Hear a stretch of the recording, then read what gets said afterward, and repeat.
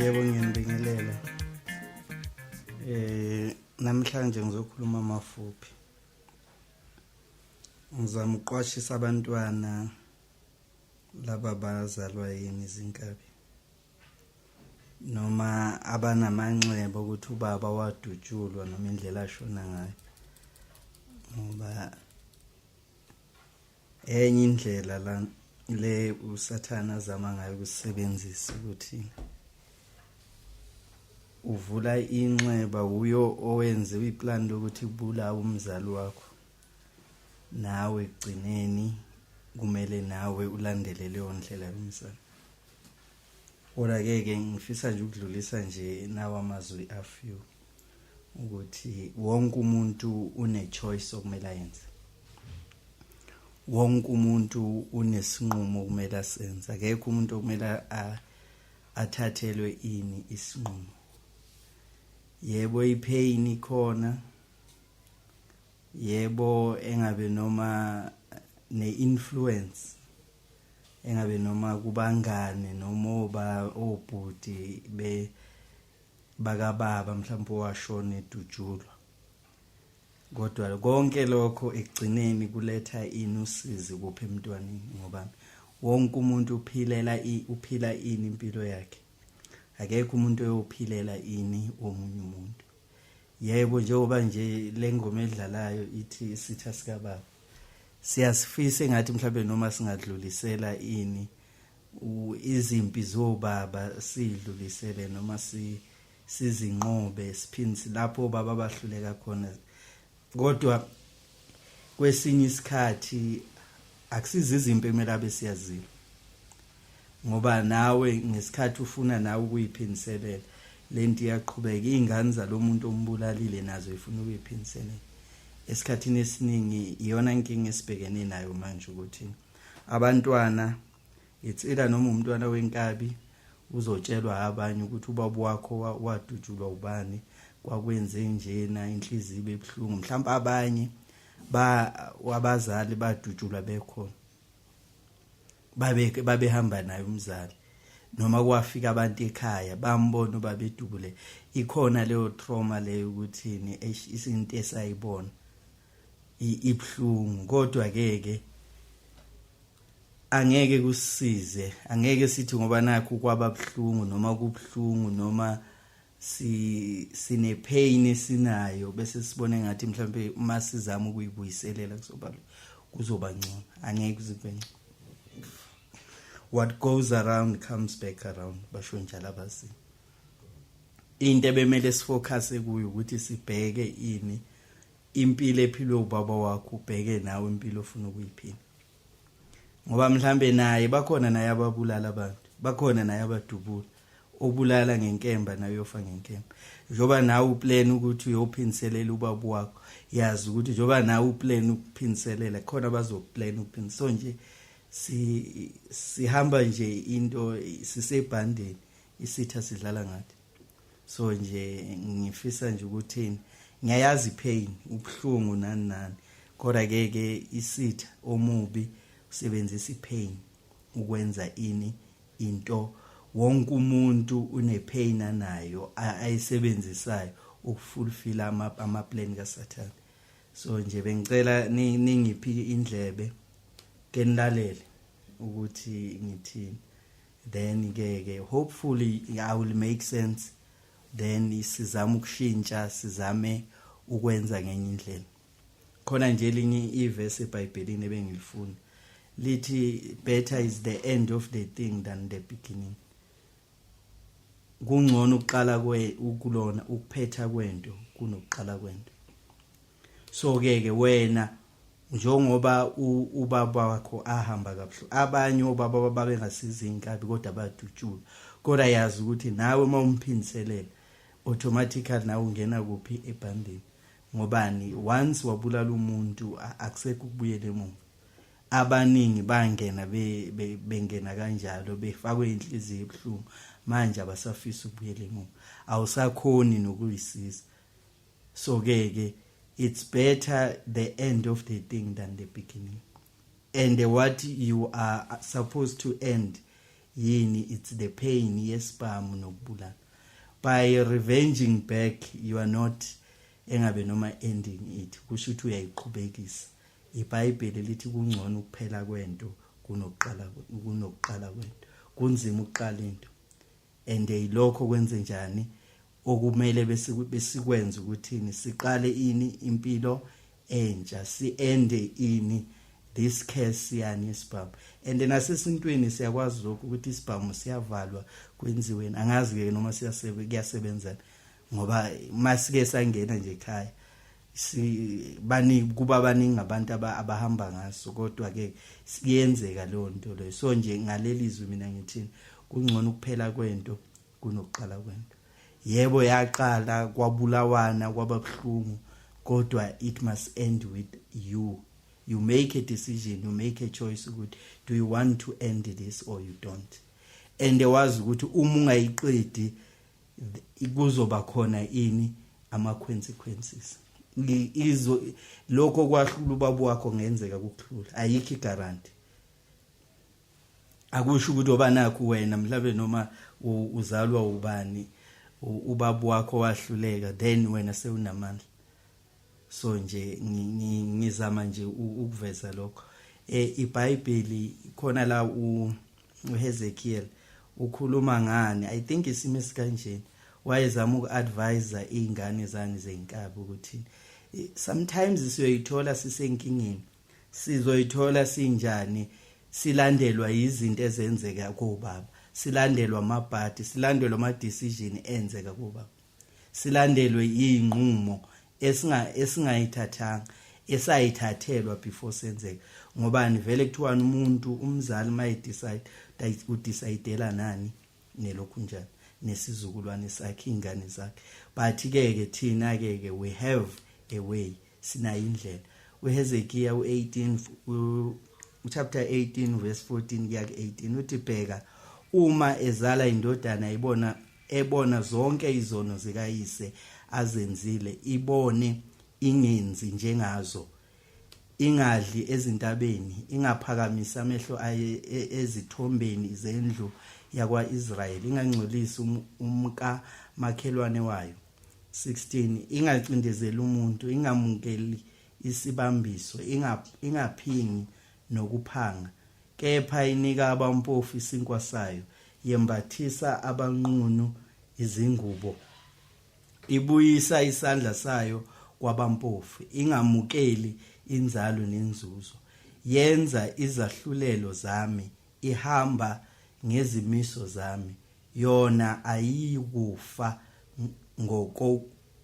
ngokona kukayise, iyakuphila nokuphila. u18 uyise ngokuba wacindezela nokucindezela, waphanga nokuphanga umfowabo, wenza okungekuhle phakathi kwabantu bakhe, bheka yena uyakufa ngokona kwakhe.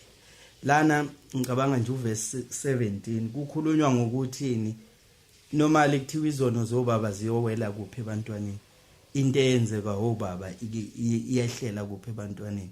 Lana uNkulunkulu unika abantwana bakhe ini a second chance, and nathi sinalo lelo thuba lelo to accept lelo xolo lokuthini izono zobaba zingangeneleli kuthi. Uthini 17 uthi ibuyisa isandla sayo kwabampofu, ingamukeli inzalo nenzuzo, yenza izahlulelo zami, ihamba ngezimiso zami, yona ayikufa ngokona kukayise. Kusho ukuthi kukhona indlela uNkulunkulu ayenzile ukuthi ngokwazi ukuthi impilo umntwana ngenzeka angene kuphi esilingweni ngobani leso silingo saqhubha ini ubaba. So uthi uNkulunkulu it's upon your hands, kusemandleni akho ukuthi thatha idecision ukuthi mina le ndlela ehambile ubaba uthi obecindezela ingacindezela abantu, kusho ukuthi ubaba ubecindezela ingamukeli isibambiso ubaba, kusho ukuthi ubenza yonke lento errong. Siyazi mawuyinkabi ziningabi izinto ezirong abazenzayo, ziningabi izinto ezirong nokutshontsha yonke lento lena ubugebengu thiwani. If you are good kumele ube good kuyo yonke into, if you are bad uba bad almost everything. So ke into engizama ukuyichaza lana ukuthini uNkulunkulu has a chance, has a will to give us ukuthini u16 uthi ingacindezeli umuntu. Wena mawuthatha idecision ukuthi ubaba uya acknowledge ukuthi wenza izinto ezirong, impilo ayiphila yayi wrong, yenza ke take your personal decision. Sometimes uzobonakala engathi uyisehluleki in the family, but leyo decision can save you and your children. Kodwa mawuqhubeka wenza izinto ubaba azenza ezamfaka kuphi ebumnyameni. U14 la siqale khona uthini bheka uma ezala indodana ebona zonke izono zikayise azenzile ibona ingenzi njengazo. So kusho uthini ubaba uya understand ukuthi yebo wayeyinsizwa wayeyinkunzi bazomncoma abanye babeke konke lokho. Sometimes even nomama wakho will always engabe noma ecomplain indlela ubaba wakho ahamba ngayo, abantu engabe noma kutshela ukuthi engabe noma abanye bathatha imoto zakhe abanye benza yonke leyo pain leyo yenzelweni ukuthi izojika yona wena, and ekugcineni nawe mawuyimamela ipain uzokwenza njani? Uzophila lempilo lena yaphila ubaba wakho, uzohamba lendlela yahanjwa ubaba wakho, uzoshona nawe umncane. Abanye bena 13 bahlale no baba omncane baba omkhulu babatshela ukuthi hey ubaba wakho kanjani njani. Kodwa ke izwi lithi bheka uma indodana ibona izono zikayise ingayenzi njengoba uyisa eyenza, there is a chance ukuthi wenze njani uqale kabusha. There is a chance ukuthi uNkulunkulu angakunika another chance ukuthi uphile kabusha. Izono zikababa zingakulandeli, amacala kababa angakulandeli, zonke lezi inkinga azenza zingakulandeli. Ngobani? KuseBhayibhelini la uNkulunkulu uDeuteronomy uyashuthini izono zobaba ziyowela ebantwaneni. Lokho kubhaliwe vele kuyenzeka, kodwa there is a chance only if you realize ukuthi ubaba akahambanga kahle la, ubaba impilo abeyiphila ibinjani. Ngoba nawe uma uyiphila leyo mpilo leyo uzohamba la ahamba khona, lento yamnqoba nawe izokunqoba. And ke isizwe sethu sikuleyo level njengamanje. Senze njani? Sizama ukulwa, kodwa ukulwa kwethu kusifaka enkingeni. Ukuzama ukumelana nalesi simo, kodwa lesi simo senze njani? Siyasibhebhezela sisiqhubekisela phambili. uNkulunkulu mayinika umthetho abantwana bakaIsrael, imithetho eyishumi, uExodus chapter 20 uverse 5 wakhona uthini? Ungazikhothameli, ungakhonza abanye uNkulunkulu wakho. Ngifuna la ithi khona ngihambe ububi bawoyise kubantwana kuso isizukulwane sesithathu nesesine sabangizondayo. uNkulunkulu lana unika abantwana bakaIsrael umthetho uthi mawungawenzi umthetho lengushoyo ngizofaka ini ububi, ngihambele even igeneration yakho up until the third generation.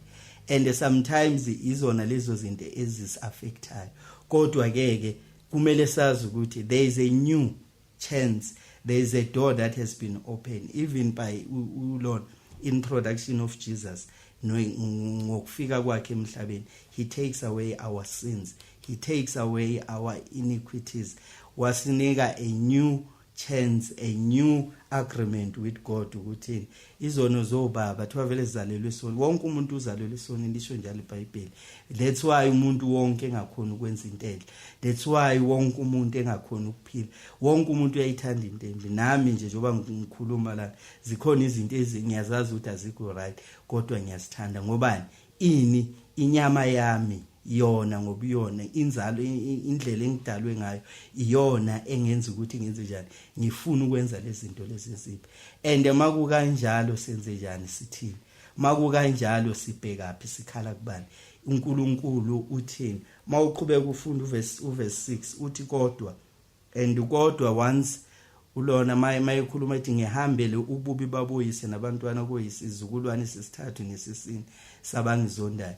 But mayeqala uverse 6 uthi kodwa kusho ukuthi there is a turning point, kukhona ukuthi kungenzeka ini lezi zono lezi zingadluleli wenze njani. Kepha ngibenzele umusa abayizizukulwane abangithandayo bagcine imiyalo yami benze konke engikufunayo. Uverse 6 uthini uNkulunkulu esebekile umthetho wokuthini abantu abenza kabi ngizobaphanisha ngize ngiyophanisha nezingane zabo, kodwa ke ngomusa wami ngibenzele umusa. uNkulunkulu uyalivula lelo gate ukuthi ngibenzele umusa abangithanda, hayi ukuthi noma ubani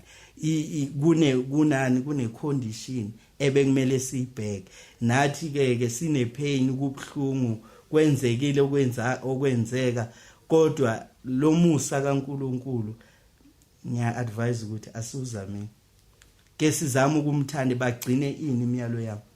Asigcineni akukho angeke kube lula ukugcina imiyalo kaNkulunkulu, kodwa it's possible.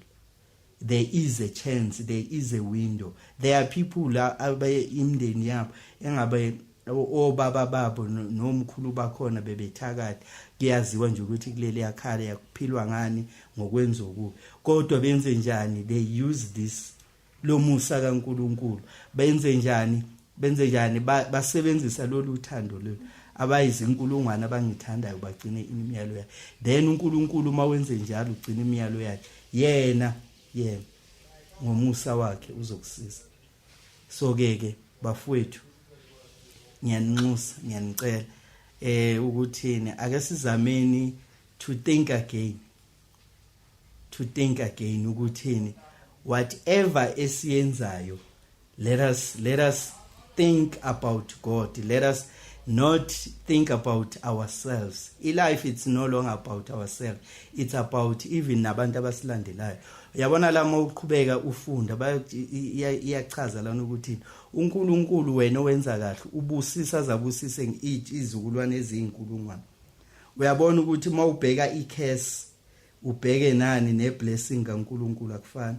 Mayeqalekisa uNkulunkulu uqalekisa up to engabe noma ama generation amathathu, kodwa mayenika isibusiso ubusisa azayofika ngisho even to the 1000 generation. Wena ke ufuna impilo yakhe iphile kanjani, yaziwe to the third generation noma yaziwe ama generation amaningi. Lokhu kuthiwa nje ubani khona ubaba omkhulu owangabe noma wafika naleli business owafika nalolu siko mpilo yilona olusebenzelayo, noma ufuna kwenzeka leli lokhu kuthiwa hey inkinga la ekhaya zaqala kobani komkhulu zadlulela kuwe zenze njani. But we all have a chance, we all must make a decision ukuthi senze njani. And akekho umuntu oyokwenzela i-decision, even nomama wakho naye unenkinga zakhe, naye unepain yakhe, naye wenze njani ubhekene naye nobunzima benhliziyo yakhe. Unawo umuntu nomuntu, everything is personal, yonke into personal, but wena zibheke nawe ukuthi uNkulunkulu uthini. Ku Exodus uNkulunkulu uchazela abantwana bakaIsrael chapter 8 verse 15 and verse 19 uthi bheka ngibeke namuhla phambi kwakho ukuphila nokuhle, ukufa nokubi. Life in many times ihamba in doubles, in pairs. Umbala omnyama uhamba nomhlophe, ubomvu omhlophe, yonke into inyoni ihamba nga2, even uNoah naye mayethathwa yonke into life ihamba nga2, ukuphila nokuhle. ukufa nokubi. Okusho ukuthini wena mawufuna ukufa uzochuza ukwenza okubi, kodwa mawufuna ukuphila uzochuza okuhle. I-choice yakho. Angeke sikushintshe ukuthi kwenzakalani, angeke sisuse le pain eyakwenzakalela. Akukho futhi ongakwenza. Khona uJesu mayikhuluma, I think uMatthew 7 chapter 7 verse 27 lapho athi ngokuwarisheka ikhona ni solution oyitholayo mawuwarisheka. Mawusenkingeni ufeel pain thiwa manje yambona lo muntu lona sewarisheke until kwaze kwalokhu njalo. It doesn't add anything towards getting in a solution. No matter how much you worry, the more you worry wenza nje wena life yakho ibe njani ibe nzima. The more you wenza ini ucabanga uzogcina ufikelwa istress, uzogcina ube ne short temper, uzogcina ungasayiboni even all the good things that has happened. But ke if we don't worry and we know ukuthi uNkulunkulu lo esimthembayo uyakwazi ukushintsha izinto, uzoshintsha izinto.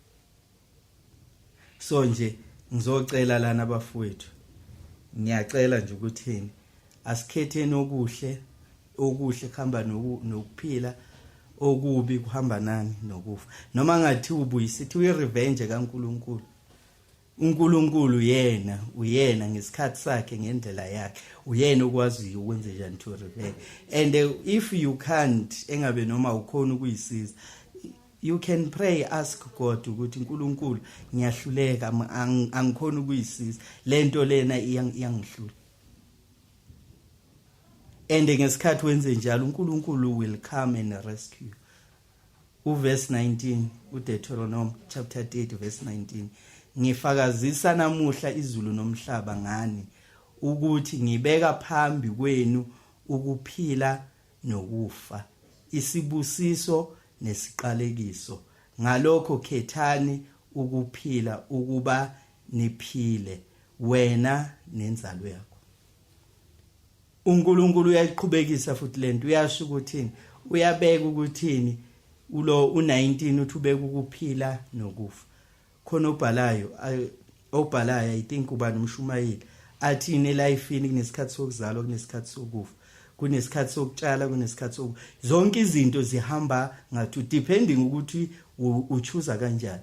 U15 uthini okuhle uchoose okuhle uthola ukuphila, uthini uchoose okubi uthole ini ukufa. U19 uthini ukuphila kuhamselana nani nokufa. It's either you choose ukufa noma uchoose ukuphila.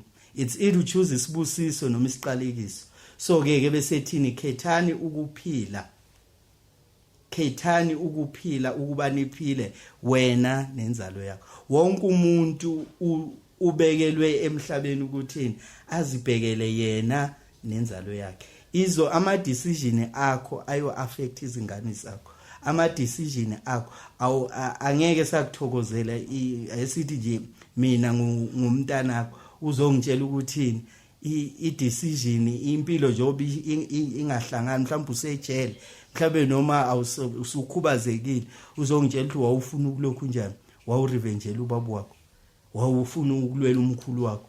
So yebo ngaka understand kodwa it's not good enough. There was a chance ukuthi wena you can give us a new slate, you can give us a new blessing out of all the things that has happened. Siyazi ukuthi imndeni yethu nangendlela esistructured ngayo sibelivela kuphi i-revenge, kodwa it can change. It start with you. iBhayibheli khona iverse engiqale ngalo lithi it's better the end of the thing than the beginning. So wena mawuqeda lonto leyo lelo engabe noma lelo khukhuva lefamily noma lesizwe sakithi, it's better as long as wazi ukuthi lento lena imbi. Why not why ungayiqedi? Mayiqhubeka inazi izakha chapter 17 verse 13 uthi ophindisela okuhle ngokubi ububi abuyi kusuka endlini yakhe. wena mawusukhethile ukwenza okuhle lona wenza okubi iBhayibheli uNkulunkulu he's the judge uthi yena lo wenza okubi ububi abuyisuka kuphi endlini yakhe. So ke thina let us repay khona lo ubani uRomans chapter 12 from verse 18 uye ku 21 yilapho bemele sifocus khona, yilapho bemele sibheke khona. Ngithande uverse 21 wakhona athi unganqotshwa okubi kodwa nqoba okubi ngokuhle. Yabona masingaba naleyo nto leyo in our minds, in our challenges, in our pain, in our defeat, in our engabe noma sehlulekile sesinganelisekanga kodwa sibe nalolu uphawu lokuthi unganqotshwa ngokubi kodwa nqoba okubi ngokuhle. Bakhona abantu abanama testimony kanjalo. Inkosi uyakwa Israel eBhayibhelini uDavid banqoba okuhle ngokubi. uDavid had a chance to kill ubani uSaul owayemlwisa, but uDavid wathi angikwazi ukwenza njani ukubulala umuntu ogcotshwe uNkulunkulu. Wathi cha angeke, ngamane ngibaleke ngiyohlala esigangeni sengibekiwe ukuthi yimi emele abe sengisesikhundleni. Ngoba walandela ini ifundiso lika, wathemba ini ingabe noma izwi likaNkulunkulu ukuthi mina I'm the judge, I'm the one that is going to judge the situation. And uNkulunkulu mayesijaja leso simo leso kuyobe ngathi uyaphupha, kuyobe ngathi akase kwenzeka. Ngiyanxenxa nje ukuthi asimnikeni ichance, simnikeni ichance. uRomans 12 verse 18 to 21 uma ungenzeka ngokweni ihlalisanani ngokuthula nabantu bonke. iBhayibheli lis advise ukuthi kahle kahle into efunakalayo ukuthi sonke sihlaliselane ngokuthula. It doesn't matter ukuthi kwenza nabantu bonke, hayi abanye babantu o abanye. uJesu uzuthi uma ungasithandi isitha sakho uthanda abakuthandayo, uhluke ngani kulo muntu lo owenza okubi? Ngoba naye lo muntu owenza okubi naye khona abathandayo, naye khona angabathandi. Wena mawufuna kubusiswe ini labo bathandayo kuphela, kungabusiswa labo ngabathandi, uhluke ngani? So into efunakalayo la ukuthi sihluke, sihlalisane ngokuthula nabantu bonke, nalabo benza okubi nabo. iBhayibheli commands us, demands to us ukuthi sihlalisane nabo ngokuthula bonke abantu ababulalayo, abathakathayo, abatshontshayo. iBhayibheli lithi bonke abantu asihlaleni nabo ngokuthula. uverse 19 uthini? Ningaziphindiseli nina bathandwa, kodwa dedelani ulaka, ngokuba kulotshiwe ukuthi ngokwami ukuphindisela ngiyakubuyisela mina, isho inkosi. Kepha uma isitha sakho silambile siphe sidle, uma somile siphuzise, ngokuba ngokwenza lokho uyakube ufumbela amalahle avuthayo ekhanda laso. Lena ke iplan kaNkulunkulu le. uNkulunkulu had a plan ngomhlaba. Makulokhu njana imeda yokuqala mayenzeke emhlabeni, ulona uAbel ebulala ulona uAbel, uCain njalo ebulala uAbel. Wenze njani? uNkulunkulu mayisebulelwe ubani uCain, uNkulunkulu yasho ukuthi igazi lakhe liyakhala emhlabeni. Uya kulokhu njani kuCain? uNkulunkulu uthi igazi lika Abel liyakhala emhlabathini. Ulona uNkulunkulu esikhundleni sokuthi ambulale ulokhu njani uCain akambulala uNkulunkulu, uyamiyeka hamba phila. Umfaka uphawu uthi hayi obulala yena mina ngiyobulala abantu engabe noma abawu7 ngokubulala yena. uNkulunkulu wenze njani? Kunokuthi umuntu mayenza into embi sometimes kubonakala engathi uNkulunkulu uyamiyeka engabe noma uyambusisa engabe, kodwa that is the principle yasezulwini ukuthi asingaziphindiseleli. Isitha sakho thiwa senze njani? Masilambile siphe sidle, uma somile siphuzise, ngokuba ngokwenze njalo. Mawenze njalo lo muntu loyo omenze njalo uyazi, and uyazi ukuthi vele nawe uyazi ukuthi yena lo muntu wabulala babo, ucabanga ukuthi uzofila kanjani. Kodwa ke isitha, iprinciple yesitha sithi lo wabulala ubaba wakho mbulale nawe. lo wenza watshontshe engabe noma wenza ukube ekhaya kini nawe yenza kanje. So we have to decide as abantwana, and everything we have the power to decide. As we are able to decide to follow in itepu zobaba, we can still be able to decide and follow in istepu sikabani sikamveli nqangu uNkulunkulu wokhokho owayekhona emhlabeni ithiwa konke kwavela ngayo. So ke it's up to you ukuthini, do you follow ubani ubaba wakho wasemhlabeni noma ufollower the creator, umuntu owakwenza wakufaka kubaba wakho? So i decision it's up to you, and bonke abantu abenza ama decision anzima they are successful in life. Laba benza ama decision obvious they are not successful. Yabona umuntu othi maya e-university afuna i3 years career athi mina ngifuna ukusheshe ngiqede ngiyosebenza, lo muntu loyo will never earn as much as lo muntu lona ozo e-university athi hayi 7 years ngizoyihlala. Ngoba i-training yabo, i-obedience yabo, i-understanding yabo angeke nayo ayifani.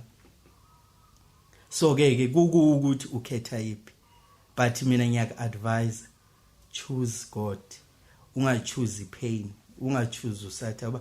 Once wa choose pain, wa choose indlela ofila ngayo. Umhlaba ukhandwanga ngama emotions, umhlaba ukhandwe ngama principles, ukuthi mawenza A no B abenza science, mawuthatha positive no negative isystem iyaqala iyasebenza. Ama fuels iwona anika ini most of the system in energy ukuthi isebenza.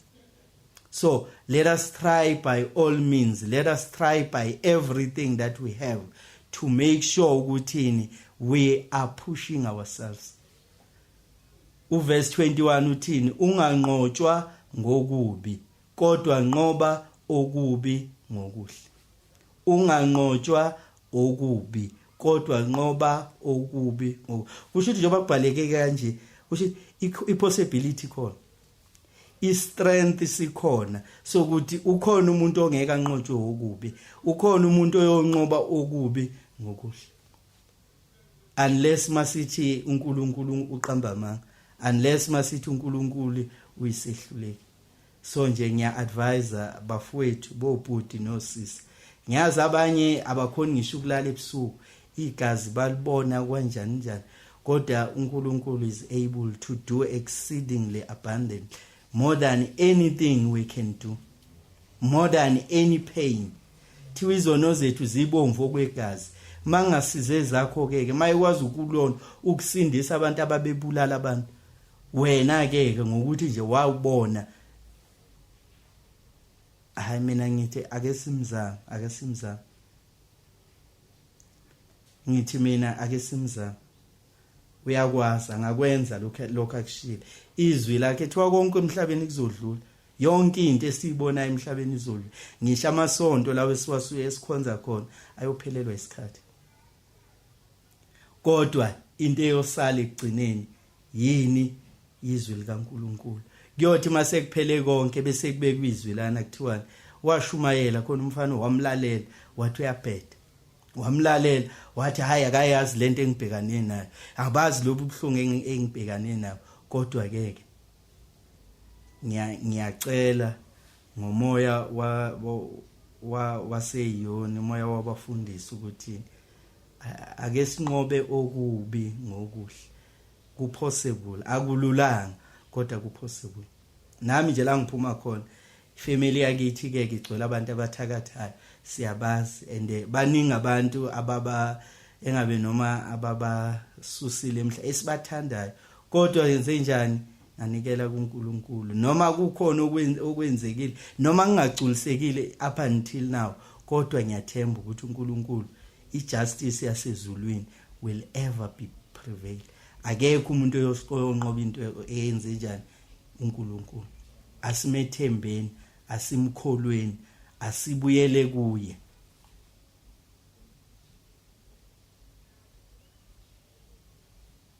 Hey, umshumayeli ngiyathemba ngiyazwakala. Umshumayeli uyaqhubeka uthini? Ngokuba inja iphila ingcono kunengonyama efini. Inja ephilayo ingcono kunengonyama efini. a living dog is better than a dead lion. Sometimes ubaba wakho was a lion, but he's no more. Sometimes ubaba wakho waziwa izizwe kuze kuyoshaya kuphi engabe kumsinga kombumbulu kuyaziwa kuthiwa hey bekuyinsizwa leyana, kodwa thiwa inja ephilayo ingcono kunengonyama efile. Uma engasekho esefile yazi ukuthi kuphelile. iBhayibheli lisho njalo. Wena ngoba nakho usaphila bangakubiza ngenja, bangakubiza ngayo yonke into, bakubize ngesihluleki, but as long as uphila thi ungcono wena kunento enjani efile. Ngoba angeke kusenzeka, ngeke kusashintsha. It's up to you. But mawuzozama nawe ukuba ingonyama njengaye leyafa, na uzofa njengaye ingonyama. Kanti inja wonke umuntu wenze njani uyayinyanza, thayile inja lena sehluleki kanjani. Kodwa iBhayibheli lithini mabesho kanjalo, mawuyinja bekubukela phansi. But abantu mabeqala bekusaba, bekuphakamisa, bethi uyinkunzi, isikhokho kanjani, ziphelele phi inkunzi, ziphelele phi ikhokho? Ngobani ayikho impunga yehlathi. Obulala ngenkemba uyofa ngenkemba. So ke ngizama manje to try and engabe noma make understanding ukuthi abanye amasokisi esibhekane nawo noma izimo esibhekane nazo, uthi mawubona kuthiwa hey ubaba wakho umfana wami hey ube kuyindoda, ubaba wakho bekuyini, kumele umfuze ubaba wakho ube kanjani kwa, and yeah kunjalo. But ke uma ungalandeli ubaba wakho, uma uzolandela inqumo zane zokwenza kahle khona uzophila, uzoba yinja kodwa ungcono kunengonyama enjani efile. It's your choice. I-choice yakho mntanami, i-choice yakho mfowethu ukuthi ukhetha kanjani. Kodwa mina ngithema ngiyifunda lento ngayibona iyayenza isense ukuthi yonke into efile noma ngathi uyibe powerful kanjani, tho uthando lwabo luphelile, inzondo uyiphelile, umuntu mayesefile ufile. Ngiyazi ke ukuthi inkolo yethu most of us sikholela ukuthi basekhona basesibhekile, kodwa ke iBhayibheli lithi ongasekho akasekho. And wena mawuzophila ngama decisions abo or unto you. Akekho ukuthi kuyothi makuphele emhlabeni uthi hayi mina ubani wangithathe, umuntu nomuntu wenze njani uyayiphilela. Umuntu nomuntu wenze njani wenza into ayifisayo. And ke kumele sazi ukuthi sibhekane nobani. USathane icebo nje lakhe lilodwa, ukubhubhisa nje emhlabeni. Akanandaba nayo yonke enye into. uJohn 10:10 uthi uSathane uzobulala, uzokweba, uzobhubhisa. Phelile. As long as akwazi ukubulala ebhubhisa, ukuthi ubani, uzalwa ubani, kwenzakalani, ipain yakhe ingaka, akunamsebenzi naleyo nto le. USathane akadeli. Into ayodela ngayo ukuthi abantu bonke benze njani, bafe baphele emhlabeni. Yingakho kufakwa izifo, abanye bayagula ama-TB maningi, yini umdlavuza manje, i-cancer yonke into, amathambo yini, uSathane wonke lo. Wena bese uthi uzojabulisa yena, bese uthi wena uzoqophisana nayo uthi hayi mina ngilandela engabe noma inyathelweni zika baba.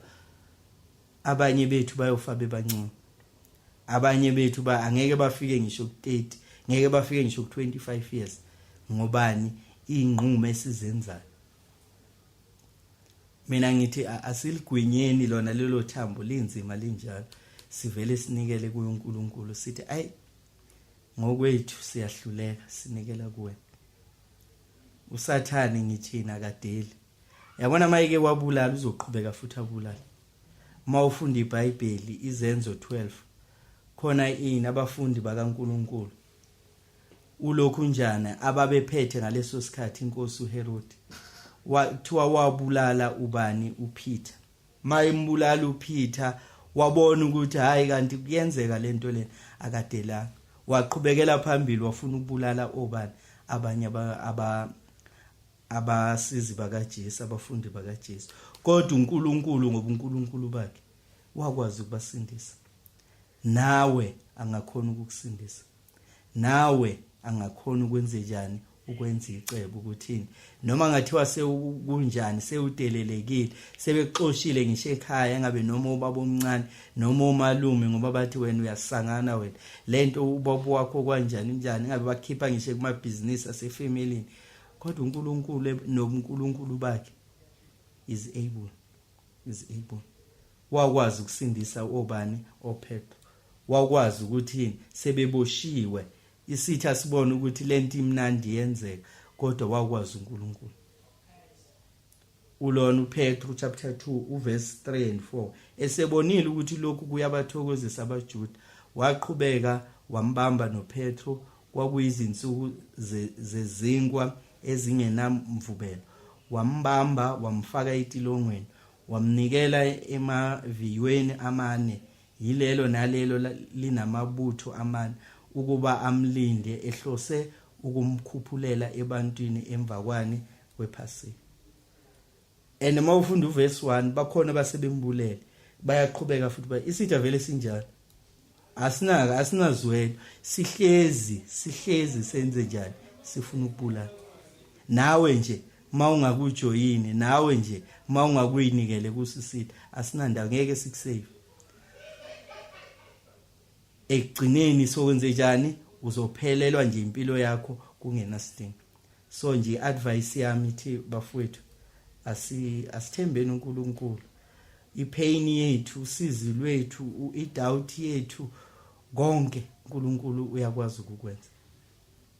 Asenzeni isinqumo sikhethe kahle sibone ukuthi nali icebo likaNkulunkulu singakhethi icebo likaSathane lilula limnandi somehow liya understandeka and wonke umuntu ukhuluma ngalo ukuthi ya vele nami kodwa mawenza into especial wenza into ehlukile uNkulunkulu will award you for that. Kukithi ukuthi senze njani sinqume kukuthi ukuthi senze njani sidecide ukuthi senze okuhle noma senze okubi. Ngithe ngisafunda iBhayibheli ulona khona umngani kabani ka David umntwana kaSaul ubaba ka uJonathan ubaba ka Jonathan uSaul wayefuna ukubulala uDavid but ulona uJonathan wakubona lokho ukuthi ayinhle lento eyenzakalayo ubaba unjani wrong mawufunda uFirst Samuel chapter 20 from verse 1 wehla naye ulona uJonathan uyahamba uya kuDavid uyokwenza ubudlelwane uyokwenza isifungo ukuthi David mina ngiyayibona lento eyenzakalayo ukuthi ayikho mina into engizoyenza David into engizoyenza whatever ubaba iplanayo whatever ubaba ububa ufuna ukukwenza kuwe mina ngizokwazisa mina ngiyambona ubaba ukuthi wrong. Kufuneka abantu abanjalo manje kufuneka abantu abazothatha those kind of decision awekho lula awekho ngabe noma familia awekho ngabe noma popular abantu abaningi ababaningi abathatha lawo ma decision isikhathi esikuso isikhathi sokugcina sisho njalo iBhayibheli ububi buyoba buningi emhlabeni abantu bayobe sebeyithanda bona abantu bayobe sebefuna inzuzo befuna udumo lwabo befuna yonke into engeke ibasize kodwa uJonathan wayenza lento lena ubaba kaJonathan efuna ukubulala umngani wakhe uDavid wathi David mina ngizokutshela wonke into ayifunayo. Ulona mawufunda uSamuel chapter 20 First Samuel uverse 2 wathi kuye makube kude lokho awuyikufa bheka ubaba akenzi lutho olukhulu noma oluncane engakwambuleli kimi pho ubaba ubeya kungifihlela lento na akuyikuba njalo. uDavid wabuye wafunga wathi uyihlo uyazi kahle ukuthi ngifumene umusa emehlweni akho uthi makangazi lokhu uJonathan funa abe nosizi kepha kuphila kukaJehova nokuphila kwakho kukhona isinyathelo esisodwa nje phakathi kwami nokufa. uJonathan uyaphendula naye uthi wayesethi kuDavid noma kuyini inhliziyo yakho ekushoyo ngiyakukwenzela khona. Ulona uDavid uyasaba usaba ubaba kaJonathan. Jonathan uqinisa uDavid ini amathambo ukuthi no mina angeke ubaba yenze lento eshoyo. And kuyenzeka ukuthi uDavid enze njani agcine engenile kuphi esikhundleni sakhe abe yinkosi. Jonathan elwa impini afe. uDavid ngomusa ububele abenza uJonathan. Iwisdom uJonathan abanayo ingane kaJonathan wakwazi uDavid ukuyisave ahlale naye ebukhosini akwazi ukudla nayo ukudla kwani kwamakhosi into eyayingeke yenzeke. Cabanga umzukulu womuntu wayehluphe efuna ukubulala wena ubungenzi njani. Kodwa ngani ngedecision kababa kalona wakhe lomfana uMephibosheth ulona uDavid wathi mayengena esikhundleni wacela ukuthini i2 Samuel chapter 9 from verse 1 wacela ukuthi ufuna nje umuntu noma oyi1 endlini kaSaul endlini yesitha sakhe akenzeli isitha akenzeli uSaul wenzela kodwa uNkulunkulu lana wayese repair ini ubuhle wayese ekhokha ini idecision eyathathwa ubani uJonathan. Jonathan kube waye evil njengobaba wakhe kube wayenenhliziyo eqinile njengobaba wakhe wayengafuni ukumbulala uDavid kodwa yena wabona ukuthi le decision ethathwa ubaba akusiyi decision engihamba ngayo. Mina ngiyabona ukuthi lo muntu right lo muntu wasiza isizwe sakaIsrael wabulala uGoliath. Lo muntu lona engabe noma inkosi bigula nini uyakwazi ukwenza njani ukushaya umcule inkosi isini. So yini isizathu sokuthi abulawe sikuphi? Sidinga abantu abanjalo ke manje. And ngalawo ma decision mhlambe wena ngeke uzwabona oba asitholi ukuthi uJonathan khona ay benefit kodwa izizukulwane zakhe. Mhlambe nawe angeke uzubenefit kodwa isizukulwane sakho will benefit from the good decision that you are making. Umuntu olungile emhlabeni lives in ifa for izizukulwane nezizukulwane up until the 4th generation. Kodwa omubi uhamba naso. And ileyo nto esi experience ayo kuphi ebantwini bakithi ukuthi most of ini amafa esiwashiyelwa wobaba bethu ngobani abawatholanga ngendlela eright. iBhayibheli liyasho lithi labo bantu bawuhamba nawo lawo mafa abo. So ke nathi asenzele ini izingane zethu singacabangeli obaba bethu bayilwila izimpi zabo engabe bayinqoba noma zabehlula kanjani nje asicabangele izingane zethu singabi selfish. Mawuqhubeka ubani ku2 Samuel chapter 9 uverse 6 wakhona uMephibosheth indodana kaJonathan uSaul wafika kuDavid wawa ngobuso wakhuleka. uDavid wathi Mephibosheth nansi inceku yakho. uDavid wayesethi kuye ungesabi ngokuba impela ngiyakukwenzela umusa ngenxa kaJonathan uyihlo. Ngikubuyisele lonke izwe likayihlo uSaul udle njalo etafuleni lami. uDavid usehlonipha ini isinqumo esathathwa ubani ubaba walomfana. And lo baba lomfana lona kuthiwa wayesehleli kuphi ejele eboshiwe akasakwazi ngisho uhamba akasakwazi ngisho ukwenza akekho umuntu wayengambona ukuthi lo wake waphila ebukhosini. Kodwa ngokuthi ubaba wakhe wenza idecision enkulu ekusindiseni uDavid ilife injalo ama decision owenzayo you are going to pay for them. Ama decision owathathayo abantwana bakho they are going to pay. It's either good or bad. So ke asicabangele ini izizukulwane ezizayo sithathe ini ama decision right. Senze kanjani senze kahle. And leyo nto leyo siza thina isize nani nezizukulwane zethu. Siyokwazi uNkulunkulu will honor us. uNkulunkulu uyohlonipha inqumo zethu. But ke those decisions are not popular, are not for everyone. Not anyone can take that, but it's possible. If babe khona abantu on the generations ago abenza lokho, why not? Why not? Sengivala elami lokugcina. I-advice manje sengi-advisor omama abafelokazi, omama babantwana laba engizama ukukhuluma nabo. Ngiyazi nabo nabo bane-pain nabo. Sometimes mhlambe akawu-enjoyanga umshado wakhe, abanye mhlambe wahlala noma 2 years noma 1 year, abanye ziningi izinto ububo obungenzeka obufikayo kanjani cabangela izingane zakhe zahlupheka, engabe noma kwathathwa wonke, engabe noma ama taxi nani yonke lento lena ubaba wakhona ayisebenzele yaphela nje, akwangabonakala ukuthi kwenzakalani. So ngizama ukuqinisa nabo, ngiyazi nabo ukuthini noma ngeke ngifocus kakhulu kubo,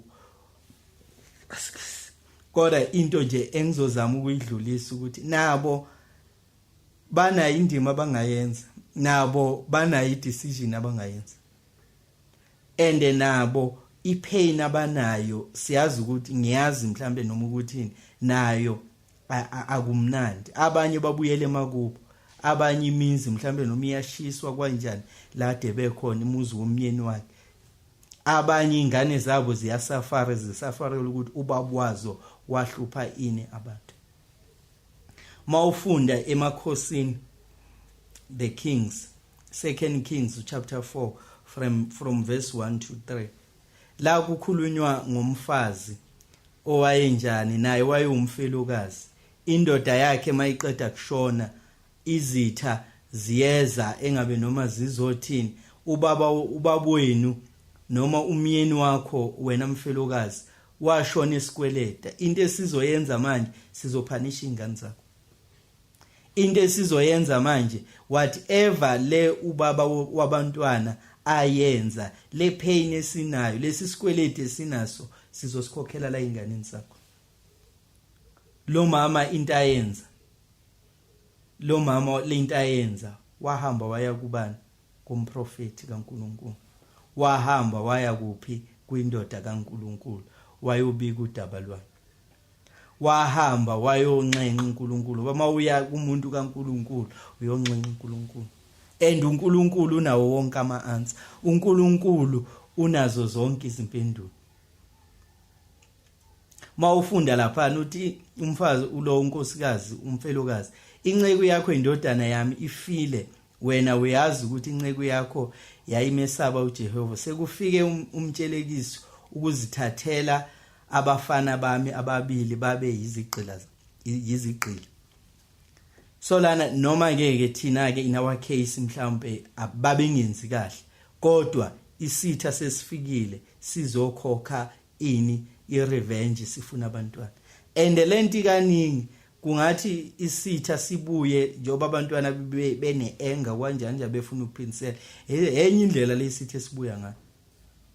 Kodwa thina abazali, thina bomama senze njani ke?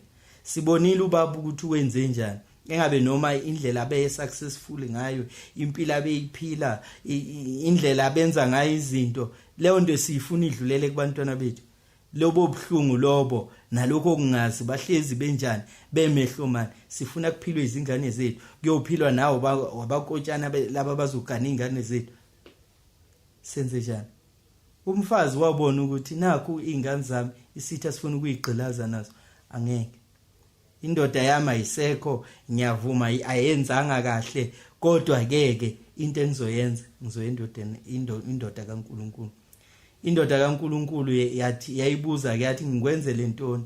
Ngitshele unantoni endlini? Wathi incekukazi yakhe ayinalutho endlini ngaphandle komfuma wamafutha. So lana into abazama ukuyiveza ukuthi yayingenanto eyayingazama ngayo ukukhokhela laba bantu laba ukuvala leli icala elalenziwe indoda yayo, kodwa indoda kaNkulunkulu yenza icebo, yakhuleka, yamtshela yathi yamnika instruction.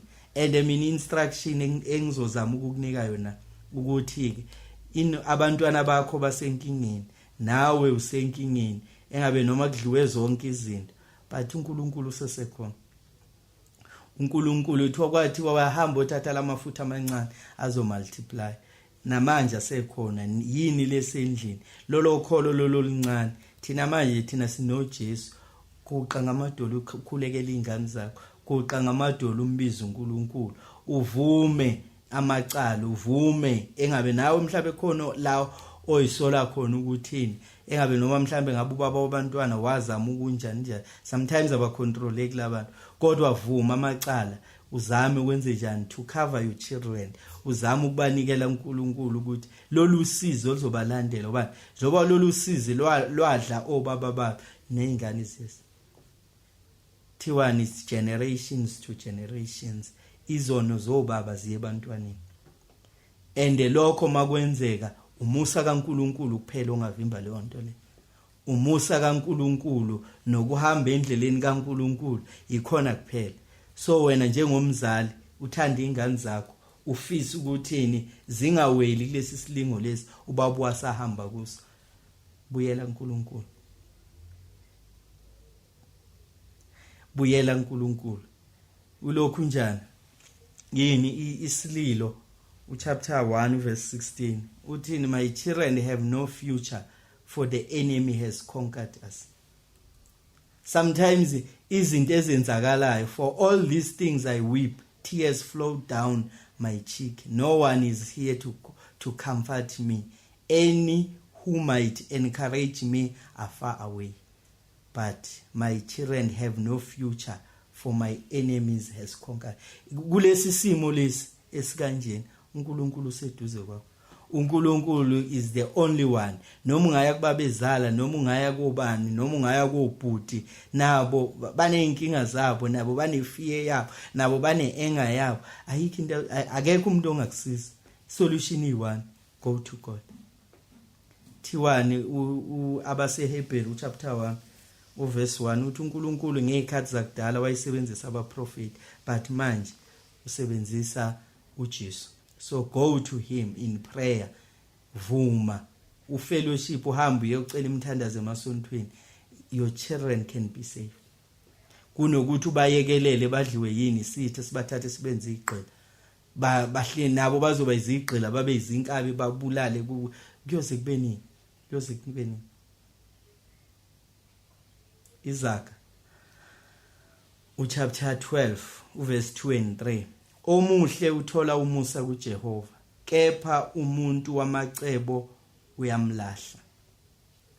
uNkulunkulu ufuna unjani umuntu onjani omuhle umuntu owenza izinto ezinhle uthola ini umusa. Into esiyidingayo at this point at this moment umusa kaNkulunkulu. Nothing can save you noma ungaya inyanga engakanani angeke izikusiza. Baba ulaba bafa befa ngezibhawu babehamba izinyanga kunqamula amazwe kwenziweni kodwa bakuphi manje awumbi wandawona ayikho impunga yehlathi baphelela nabo baye emhlabathini. So nawe mawuzofuna izingane zakho ihambe leyo ndlela leyo cha zama uNkulunkulu.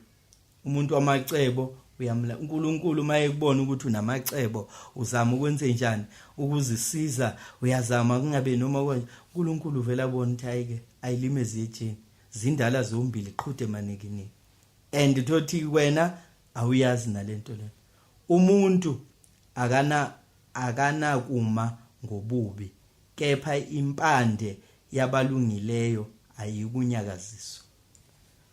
Akekho umuntu oyoma ngobubi forever akekho. Bonke umuntu ububi bakhona into zesikhashana buyaphela. Kodwa impande yabulungileyo ayikunyakaziswa. Asizameni nathi ukuba ukuthola lempande lena enditholakala kubani kuNkulunkulu okuyena odalile ini izulu nomhlaba okuyena osithandayo okuyena osibiyelayo. Izaga 28 ababi bayabaleka noma kungekho baxoshayo kepha abalungileyo banesibindi njengengonyama. Yabona the reason why kubulawana kunjani uma umubi uma uzazi impilo oyiphilayo ukuthi hey mina ngihlezi engabe noma ngihlezi manzonzwane ngilindele noma yini, ubaleka ngisho kungekho umuntu oxoshayo, ubona inkinga ngisho ingekho, ubone sekumnyama kodwa abanye bebona kukhanya. Ngobani? Wazi ini lento engaphakathi ukuthi wena vela unakho ukuthula. Kepha abalungileyo banesibindi nje, kodwa mawulungile uthemba uNkulunkulu uzoba nesibindi njengengonyama. Wonke umuntu unawo lawo mandla lawo. uNkulunkulu has given us that power. Uverse 14, abashiya umthetho badumise ababi, kepha abagcina umthetho balwa nabo. Abantu ababi abaqondi ukwahlulela, kepha abafuna uJehova baqonda konke. Ungcono ompofu ohamba ekupheleleni kwakhe kunocebileyo ophambene ngezindlela zakhe. So kukuweke ukuthi uhamba kanjani. Abantu ababi abaqondi ukwahlulela, noma ulandela ukuthi ungcono uphile ube mpofu ekuhluphekeni kwakho ulandele ini izindlela zikaNkulunkulu. It's your choice. uNkulunkulu has given every person a choice. Uthi othanda ukuxabana uthanda isiphambeko, owenza umnyango wakhe ukuba uphakame ufuna ukubhujiswa. iBhayibheli sometimes liba poetic, kodwa nje in simple terms, uma uthanda ukuxabana, uma uthanda inkinga, ufuna nawe ukuyifaka enkingeni. Inkinga zadla obaba bakho, zadla umnyeni wakho, kodwa nawe usafuna ukubuyela kuze kulezo inkinga lezo. Yazi ukuthini isiphambeko sinjani siseduze kwakho. Uma uzama ukwenza udongo olukhulu, abantu mawenza udongo olukhulu biyela bafisa ukwazi ukuthi yini lengako ifihlayo. Bese benze njani? Bayenza, bafuna ukuzobona ukuthi kushuthi khona into lento ayifihlayo, then bazoza abantu, kanti akukho lutho. So nje onenhliziyo ephambeneyo akafumani okuhle, onolimu oluyisigwegwe uwela kuphi? Engosini. Let us guide our tongues. Let us indlela zethu, inhliziyo zethu mayingaphamba, mazame nje ukuthi inhliziyo yethu ihlezi njani, isendaweni right, ihlezi injani, isondelene noNkulunkulu. Umthandazo wami nje wokugcina, amaHubo 20, uthini? Jehova makakuphendule ngosuku lokuhlupheka. uJehova makakuphendule ngosuku lokuhlupheka. Igama likaNkulunkulu kaJakobe malikuvikele.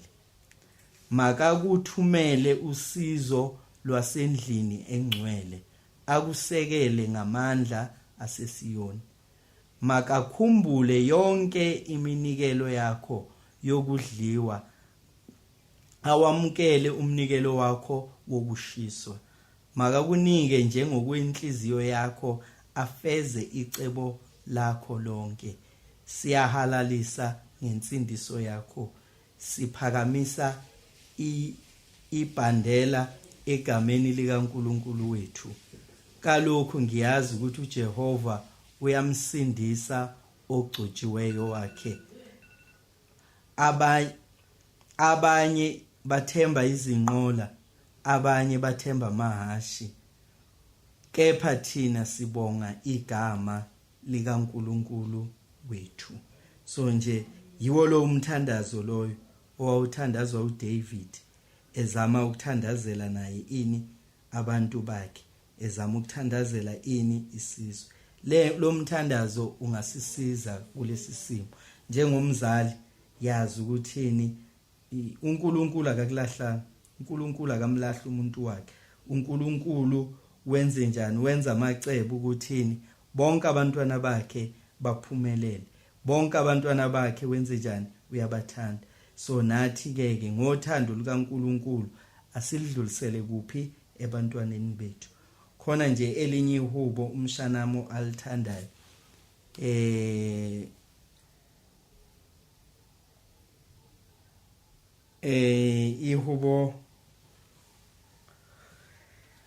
ihubo lokuqala uverse 1 uthi ubusisiwe umuntu ongahambi ngeziluleko zababi, ongemi endleleni yezoni, ongahlali enkundleni yabakolodayo.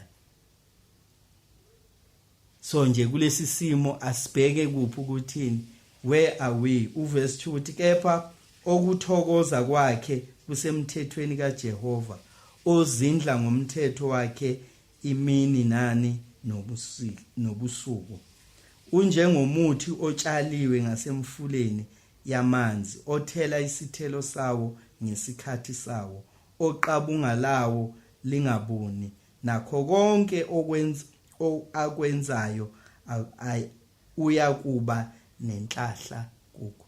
So nje lawo mahubo okuqala from verse 1 up until verse 6, umntanakho mayengameditate ngawo, azame ukuzindla ngawo day and night, angamsiza, angazama ukumvula amehlo ukuthi uNkulunkulu, how do we please God?